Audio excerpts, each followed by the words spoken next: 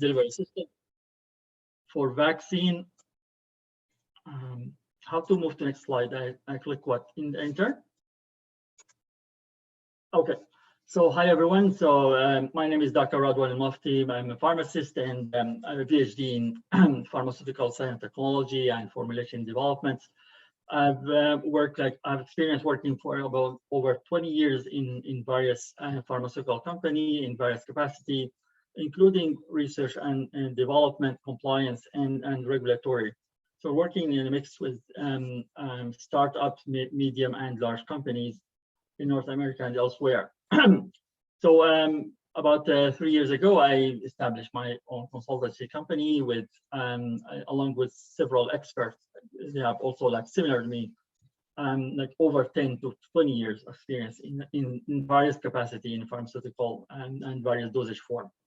Here we are, our company named Canada Consulting Solutions, and we are located here in Toronto, in Canada. So today our presentation, I just put the bullets so you can follow together. So first, introduction of Canada Consultancy activities, and then advantages of mucosal vaccination, introduction of oral thin film, and then advantages of oral thin film over other mucosal delivery system for vaccines, and then current status. So we'll move kind of chronologically throughout to introduce the oral thin film and why we believe, our team here and our partners, we believe that oral thin film will be the winner of needleless delivery system for vaccine. Although the presentation today is for vaccine, but and actually we are working to develop oral thin film and delivery system for small molecules and other therapeutic macromolecules, biomolecules. So, and we have a good result, like some of them proceeding with advanced stage. But today we will limit, because of time, we will limit about the vaccine and because of its urgency as well. So Canada Consulting Solution is a Canadian-based consultancy established by scientists and experts in all aspects of pharmaceutical industry. We have two main sectors, one formulation and product development. We are getting projects from early development until commercialization and in between, and partially working with others, all types of possibilities. We're focusing mainly actually, especially the last few years, on the delivery system for unmet medical needs, and most precisely, the last 2 years is oral thin film. We're working with several universities, research center, several companies, and working in different molecules, mainly, for example, like lnpRNA, DNA, adenovirus, live attenuated virus. So we're working in different capacity, and we're trying to cross kind of bridging all of this information and data in order, at the end of the day, we would like to develop a kind of an oral thin film, we call it delivery platform. So similar to the RNA platform being built now and other platform, we would like to take this experience to make an oral thin film, that a platform that will be adaptable to any emergent pandemic going forward. So same as now manufacturer, developer of RNA, DNA, and elsewhere, other moieties, they are trying to set up their research and their basic establishment so that they will be ready within 3 months to start clinical trials for any pandemic after sequencing any microbials. We would like also to make on an oral thin film that will be a platform that's ready. From our experience, we know, okay, what's coming in, what molecule we will put in, with some physical chemical study and a quick stability and feasibility study, we will know what's the formula, the optimum formula, and we'll move forward immediately to initial preclinical and then the first human trial. So the other sector is quality and regulatory. I mean, the team working with development, like when we reach the GMP sector, or we work independently for companies who need any services for quality and or regulatory for all types of quality documentation management system, A to Z, electronic, paper-based, and also in preparation submission of various regulatory submissions. And just to put in examples. So now, because of, I mean, most the vaccine and most actually pathogens like enter through mucosal. So we'll speak about the mucosal over intramuscular vaccination. So now we know like all vaccines are intramuscular, almost, except a few, especially now for COVID and the other ones. So we'll see why mucosal is actually better than intramuscular vaccination. So mucosa include connected tracts of respiratory, GI, and this one, and genitals. So although mucosa looks like that we have separated like compartments in our body, actually they are connected. They are very connected actually. And we have some data, and other people have data like putting vaccine in a mouth or a nose, like, and could give you protection in the genitals or elsewhere, in the stomach even. So most pathogens enter the body, as we know, through mucosal surfaces. Mucosal vaccination induces full humoral and cellular based and systemic and mucosal immune response. So it is triggering all types, a full scale immune response if done adequately and with the dose, with adequate dose and everything. And this is still, although preliminary data is very promising from different groups, still more optimization actually needed. And we'll speak more about it later on. So mucosal vaccination was found to be inducing mucosal immune response much higher than IM. It's much higher. It's way higher actually. And this is what we want actually, to prevent a disease. You don't want your blood to be immune. Yes, we want it, but firstly, the virus will enter through our mucosa. So you need to have the antibodies over there waiting for those viruses, the first viruses, and capture them before it is too late. So this is a huge advantage. And then mucosal vaccination provides better protection against infection, as I said, because mucosal enter the gateway through the mucosa, including COVID, flu, HIV.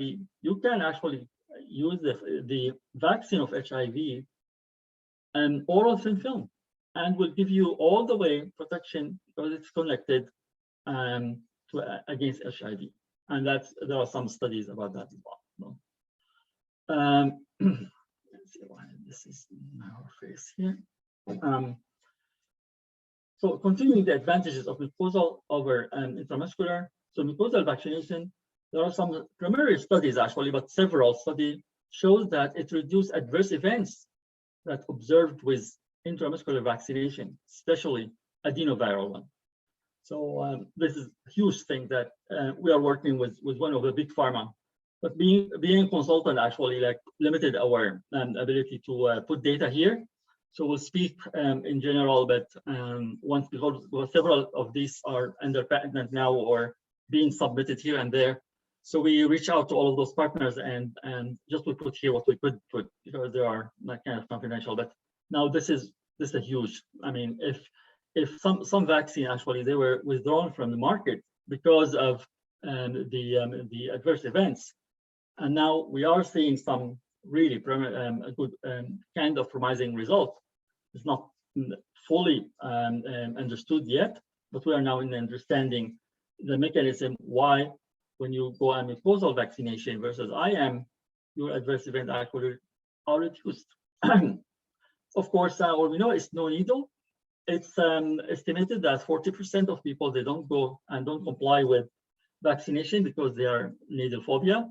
So they're better compliance, and then you have faster containment of pandemic. So this is, I mean, alone it's huge. If it's 40% of the population went to vaccination center and get vaccinated, then it will be like multi-fold reduce of the pandemic duration. And then it's self-administration. You don't need healthcare professional because no needle, nothing. I mean, I don't know elsewhere, but I know here in Canada and in the US, it was a huge barrier for the government to find nurses and doctors to go and vaccinate people. Imagine that now just we give them a strip, okay, put it on the cheek or under the tongue, and that's it. So that would be huge. No need any needle, anything. So. So what is oral thin film nervous system? So the oral thin film is a polymer-based, flexible mono or multi-layer strip usually applied to buccal mucosa in two areas, either in inner cheek, which is shown here, or sublingual area. And each area has its advantages and disadvantages, and this will be part of the development. So when we develop an oral thin film, we need to know from beginning if it is meant to be in the inner cheek or buccal cavity or sublingually. So they are a little bit different in anatomy, in cell physiology, pH, and the enrichment of the blood vessels and so on. So buccal mucosa, the thickness is 100 to 200 micron. Its epithelium membrane has what?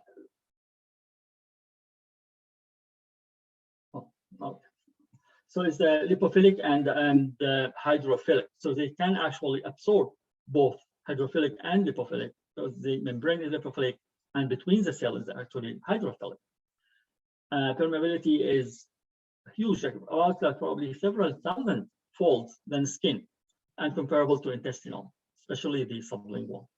So this is the anatomy, if I'm interested. So this one, the way it goes through either the cell for lipophilic, and the hydrophilic goes through between the cells and go to either will go to the vessels or will go to the lymphatic system for vaccine.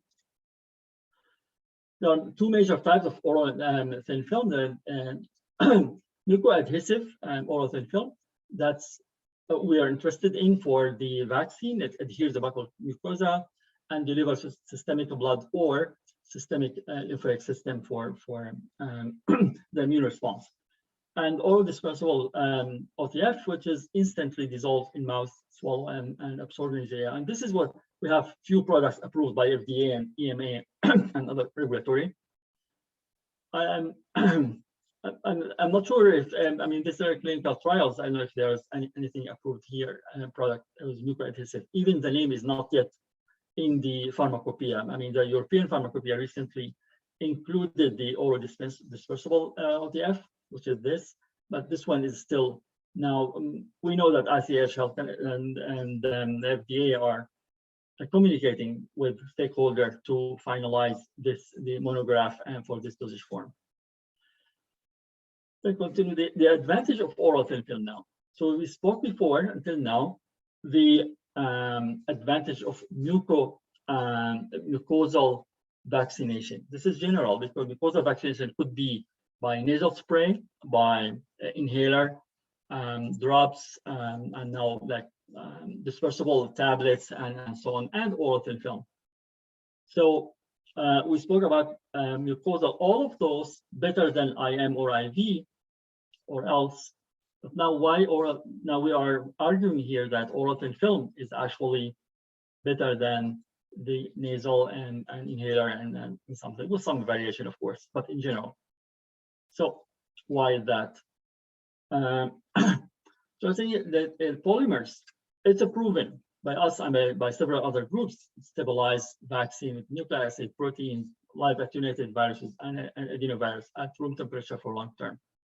It stabilizes it. And stabilize it actually in solution and in dry form. So if you dry your film or you just put it in solution, it stabilizes it. And then imagine that we eliminate this hugely costly cold chain supply that now we are, even here in Canada, I know that they have equipment and everything. We are struggling to get this -70 to up north with remote villages and up north areas remote areas, we're struggling here. So imagine other countries that they will struggle even probably more. But so all of us were in it.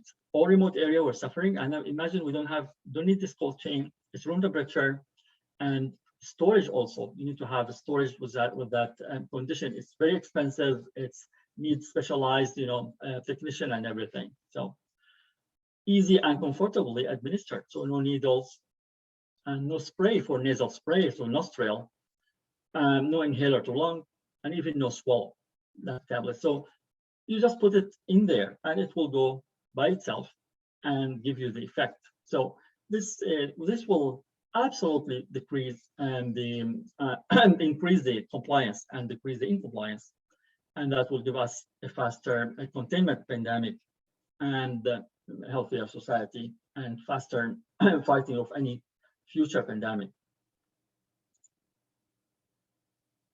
Continue the advancement. So it is environmentally friendly because less waste. So there's no use nasal, no use inhaler, and of course no needle. We spoke about it when we spoke about mucosal vaccination. So very minimum waste and low cost to develop and manufacture because you don't need aseptic process like for a sterile product. No need for medical devices like sprayer and inhaler and so on. So, and low cost to ship and store for the reason mentioned before. It is room temperature. It is lightweight. It is like thin, few micron thin.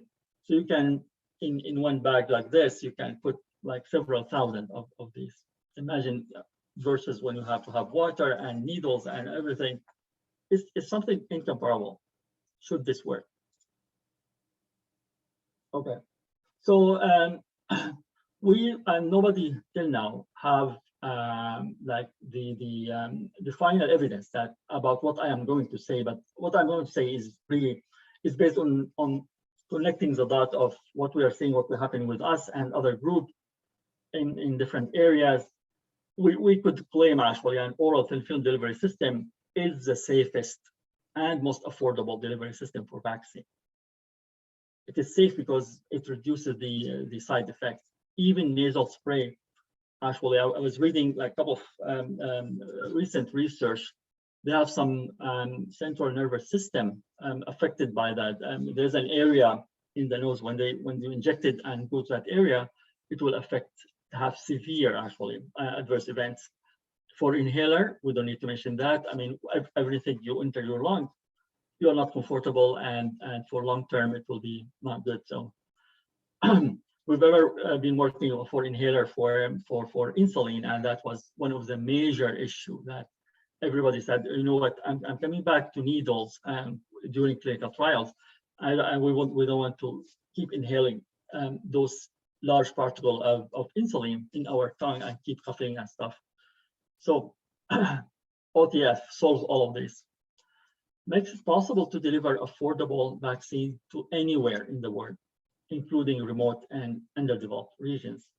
And this is really not, I just put picture, this is a freezer and children mainly and remote area.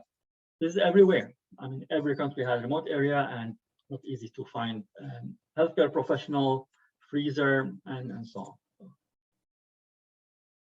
So for an oral thin film, I just put here a few points due to the time.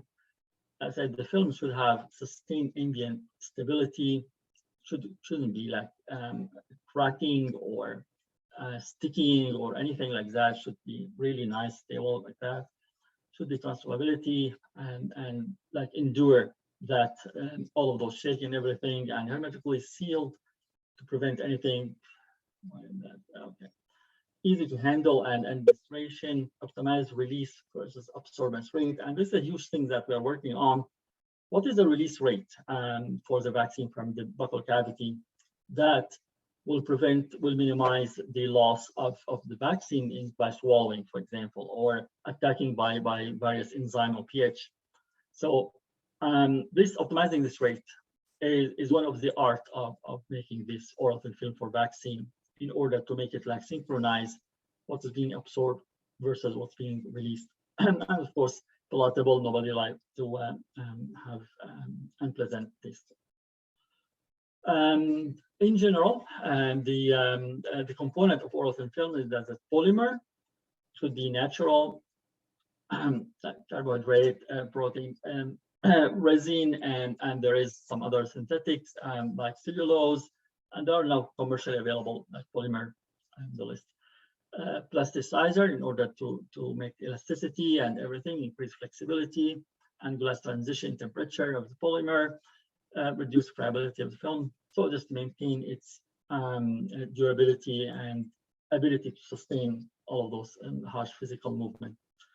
Surfactant as a wetting agent to help the film to dissolve in short term if that's needed to release, and such as this, and super disintegrate if you want super. This is mostly used for API and therapeutic molecules. I just put here just an idea for if someone haven't done so. This is just when we start for a lab batch size. So we put the plasticizer, polymer, and solvent. So we heat, homogenize, and then we degas, and and then we go to casting, cold casting, which is just we pour that in a flattened special equipment that has kind of dryer. It has pores that the dryer solvent will evaporate, and then we peel it and use it. Of course, I mean, manufacturers, they have very sophisticated machines that can do all of this.